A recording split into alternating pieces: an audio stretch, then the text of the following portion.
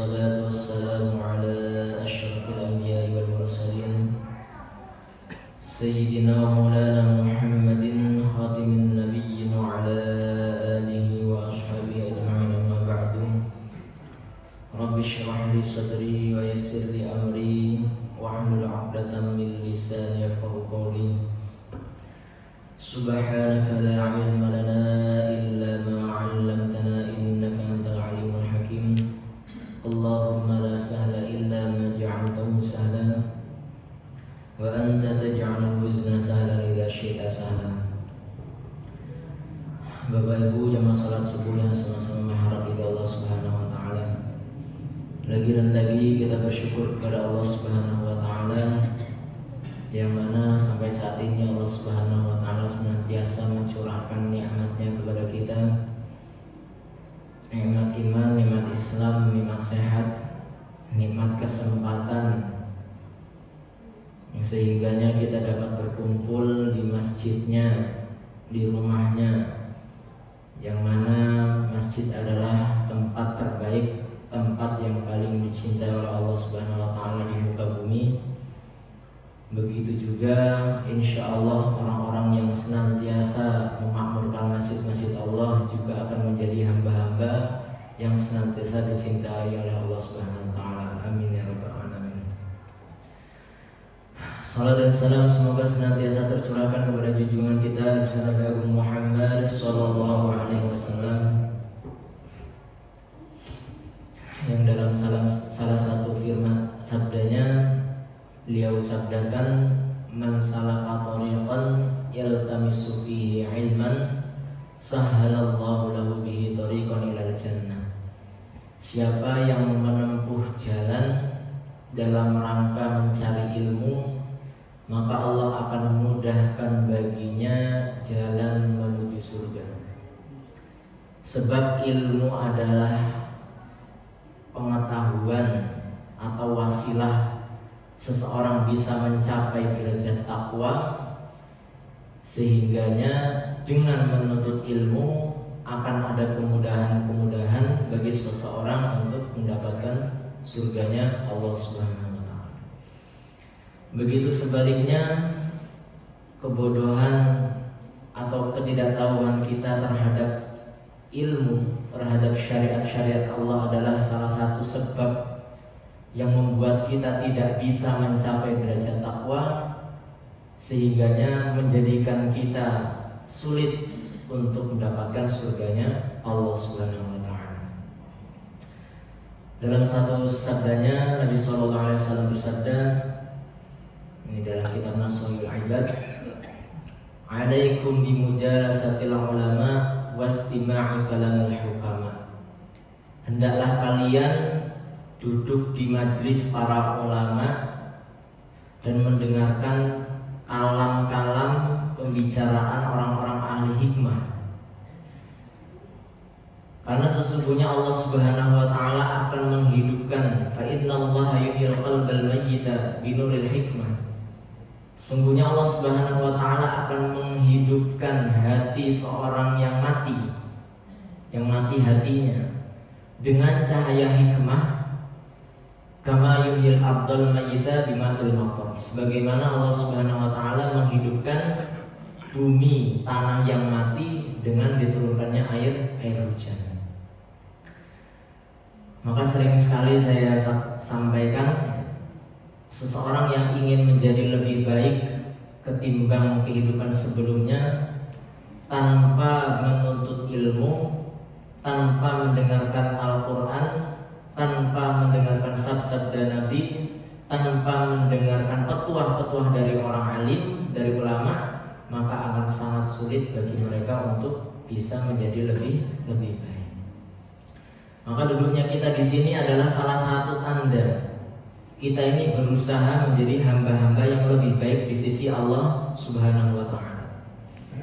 Sebagaimana dalam pertemuan yang lalu saya sampaikan, kita diuji oleh Allah dengan kekayaan, dengan kemiskinan, dengan kesibukan, dengan berbagai fasilitas yang Allah berikan kepada kita, adalah tujuannya untuk melihat siapa yang paling baik amalnya, siapa yang paling bagus perbuatannya, siapa yang hubungannya paling baik dengan Allah, hubungannya paling baik dengan manusia, maka insya Allah dia akan mendapatkan derajat yang paling tinggi di sisi Allah Subhanahu wa Ta'ala. Maka di sini saya akan bacakan suatu hadis dari kitab Mas'ulul Ibad. Khaslatani la syai'a afdalu minhuma. Ada dua hal yang tidak ada sesuatu pun yang lebih utama daripada dua hal tersebut. Yang pertama adalah al-imanu billah, beriman kepada Allah Subhanahu wa Ta'ala. Wan naf'u lil muslimin. Yang kedua adalah bermanfaat bagi orang-orang Islam. Wa khaslatani la syai'a afdalu minhuma. Dan ada dua hal yang tidak ada sesuatu yang lebih buruk ketimbang dua hal tersebut. Yang pertama adalah asyirku billah, syirik kepada Allah, wad-durru lil muslimin, wad-durru bil muslimin, dan membahayakan orang-orang Islam. Yang pertama, dua hal yang paling utama adalah beriman kepada Allah. Beriman kepada Allah yang sering kita pahami, iman adalah at-tasdiqu fil qalbi, ya, membenarkan dalam hati, wal amalu bil arkan, diucapkan dengan lisan, kemudian baru mempraktekkan dengan perbuatan. Maka iman itu akan terpancar dari diri seseorang dengan tanda-tanda, dengan tanda-tanda. Baik tanda-tanda itu bisa kita rasakan sendiri atau bisa dilihat oleh orang lain. Baik dirasakan oleh diri kita sendiri atau dilihat oleh orang lain. Saya sebagaimana yang kemarin kita sudah bahas, orang beriman itu senantiasa bersyukur kalau dikasih nikmat. Kalau dikasih kesulitan dia senantiasa bersabar. Hal itu ya kadang bisa dilihat oleh orang lain, ya lebih bisa dirasakan oleh kita sendiri. Begitu juga orang yang beriman adalah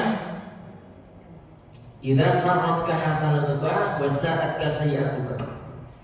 Kalau berbuat baik, berbuat yang bagus-bagus, beramal soleh, itu senang hatinya, bunga, merasa tentram ketika bisa berbuat baik, beramal soleh. Dan ketika melakukan perbuatan buruk, hal-hal yang tidak baik, saat rasa hatinya itu nggak enak, nggak nyaman, merasa bersalah, merasa berdosa dan sebagainya. Fa anta mu'min, kata Nabi, maka itu kamu adalah orang yang beriman.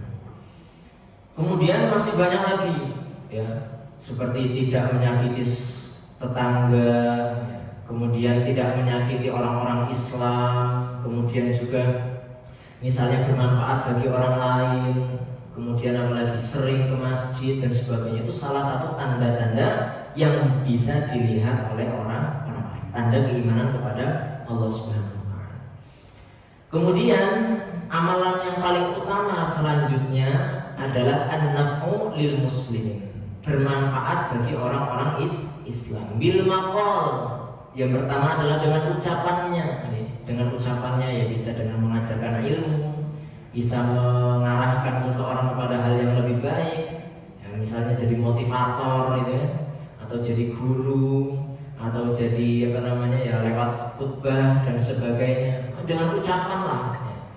Ketika dia memiliki yang bisa diucapkan sehingga bermanfaat ucapannya tadi bagi orang lain, maka dia telah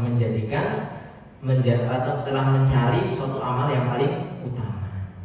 Au bil jah, atau dengan kedudukannya, jabatannya, yang jadi Pak Lurah, yang jadi anggota dewan, yang jadi bupati, yang jadi gubernur, yang jadi presiden. Dengan jabatan tersebut membuat orang lain mendapatkan manfaat.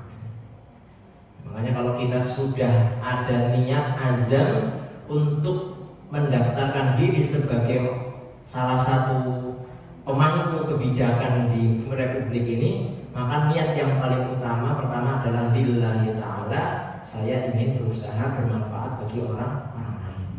Insya Allah kalau sudah niatnya seperti itu Pak, sejak awal daftar itu semuanya berjalan, insya Allah akan mendapatkan pahala. Proses-prosesnya itu akan mendapatkan pahala. Kenapa? Karena niatnya sudah bagus, tujuannya pun bagus seperti itu. Au bil mali, atau bermanfaat dengan hartanya. Barangkali kita terbatas dalam hal ilmu, juga nggak punya pengaruh, nggak punya jabatan yang bisa bermanfaat bagi orang lain, tapi dikarunia oleh Allah harta yang lebih, bermanfaatlah, menjadilah hamba yang bermanfaat dengan harta yang kita miliki. Ya minimal sekali menjadi orang yang bermanfaat bagi kerabatnya. Kerabatnya itu minimal. Ya, karena kadang-kala kan kita punya harta yang banyak, ya kerabat kita nggak banyak, miskin. Banyak sekali yang seperti itu. Minimal di kerabat. Ketika kerabat kita sudah kecukupan, ya ternyata memang keluarga kaya semua, sepupu-sepupunya kaya, apa jenis pade-padenya, mbah-mbahnya, tetangga, kerabat-kerabat lah, saudara-saudaranya kaya, maka ke tetangganya. Kemudian semakin luas lagi, semakin luas lagi. Au bil badan, atau minimal sekali dengan badan kita, dengan tenaga kita. Ketika memang dibutuhkan, maka berusahalah kita menggunakan badan kita untuk kemanfaatan orang-orang Islam. Nah, dua hal ini, yang pertama adalah al-imanu billah, adalah hablum minallah, urusannya dengan Allah. Yang kedua, wan naf'ul muslimin hablum minan nas. Karena setiap urusan itu ya enggak jauh-jauh dari situ, Pak. Akhlak yang baik kepada Allah atau akhlak yang baik kepada orang-orang Islam, itulah amalan yang paling afdal yang dikatakan oleh Rasulullah Shallallahu Alaihi Wasallam. Kemudian sebaliknya, sebaliknya, khoslatani la syai'a akhbathu minhuma. Dua hal yang lebih buruk, yang tidak ada sesuatu yang lebih buruk daripada dua hal tadi. Pertama adalah asyirku billah, berbuat syirik kepada Allah. Syirik besar seperti menyekutukan Allah, ya. Menganggap ada sesembahan selain Allah, sebagaimana kaum Quraisy dulu, orang-orang musyrikin zaman jahiliyah, atau mbah-mbah kita dulu yang di Indonesia barangkali masih ada yang nyembah pohon, nyembah ini, di samping mengesahkan Allah, di samping menyembah Allah.